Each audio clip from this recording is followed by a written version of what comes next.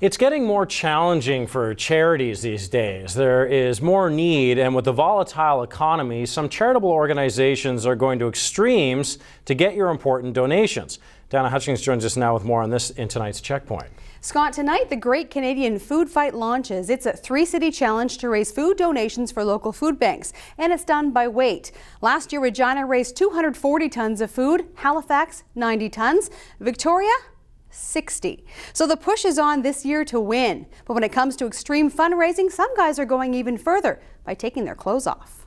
The shelves are nearly empty at the Mustard Seed in Victoria. We're experiencing a lot of difficulties right now. The same is true at the food bank in Regina. It's been a challenging year. So the Great Canadian Food Fight between the two cities will be crucial. What's it going to take, Victoria, for us to put us over and finally beat Regina? Who can raise the most amount of food for their food banks in a short amount of time? It's the Battle of the Queen Cities. A Regina radio station even took to YouTube to rally the troops. We have over 4,000 volunteers helping out around Regina and the surrounding area. You know how many they have in Victoria? 50.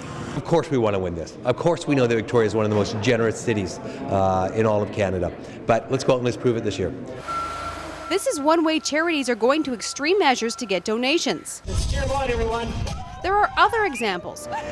Easter seals. They ask participants to challenge themselves and save lives by rappelling off the CIBC building in the drop zone.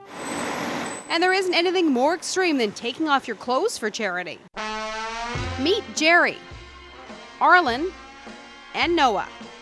3 of the Saanich firefighters in the calendar, which launches Friday night. There's 13 guys who are in fabulous shape. It was really well done. All the photos are great shots. It's $20 and it all goes to great charities. We do take a fair bit of ribbing for it, both on the job and off the job. But like I say, it's all about charity. It's for the kids, and we do have a lot of fun with it. The money raised will go to the Victoria Hospitals Foundation for Pediatrics. Already this year, the firefighters have donated $10,000 to the Mustard Seed. And speaking of the food bank, the mayor of Victoria isn't past legal cheating to win. Now, we could probably cheat a little, buy bulk heavy stuff because it's a measure by weight.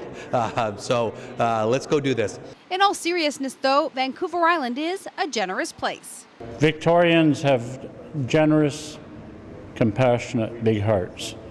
So I'm quite sure. I just feel really good about this year that Victorians are going to come to the beckoning call, and I'm contemplating that we will be the champions. We will be wearing the crown. And no matter how you fundraise, donate, or participate, your help is appreciated. So our Checkpoint question tonight, how do you decide which charity to donate to? You can tweet us at @check_news, on Facebook at facebook.com/checknews, or email checkpoint@checknews.ca. Scott, Brent Palmer says the Mustard Seed needs donations of food, but it also needs money desperately for the first time in its history. We're experiencing a lot of difficulties right now. Paying our bills, we're in the red, so we have to figure out some ways how we can raise $1.5 million from now until the end of December. I'm asking the support of Victorians today to help the Mustard Seed where we can help the less fortunate of our community. And our Checkpoint question tonight, how do you decide which charity to donate to? Here's some of your answers from the streets of Victoria. For me, it's like the causes that I'm interested in. I volunteered for an agency, so I was more inclined to give to them. I grew up not as well off as others, so I like to give to the food bank. Just places that help diseases that people I know with that have them, or just basically things that I've experienced in my life and are close to my heart. This year I've based my donations on sicknesses in my family and that my father has passed away, so I'm donating to the Heart and Stroke Foundation this year.